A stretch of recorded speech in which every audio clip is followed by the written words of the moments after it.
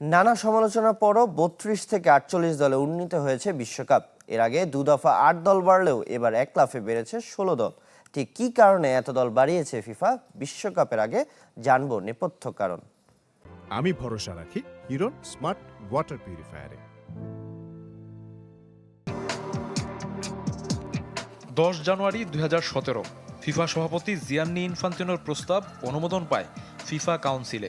বিশ্বকাপ হয়ে যায় ৪৮ দেশের।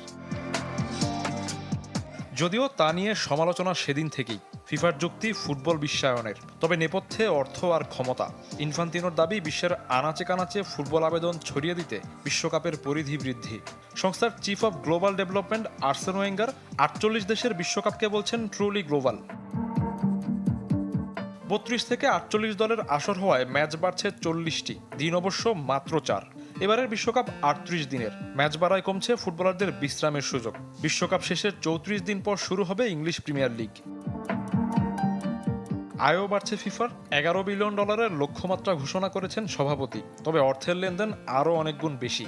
বিশ্ব বাণিজ্য সংস্থার হিসাব অনুযায়ী যা $80 বিলিয়ন বেশি। বিশ্বের প্রায় 1/4 দেশ বিশ্বকাপ খেললেও এর সুফল পাবে 211টি সদস্য দেশই। সবার জন্য আয়ের অংশ ভাগ করে দেবে ফিফা। দল বাড়ায় এশিয়া, আফ্রিকা, মধ্য আমেরিকার দেশগুলোই বেশি উপকৃত হয়েছে।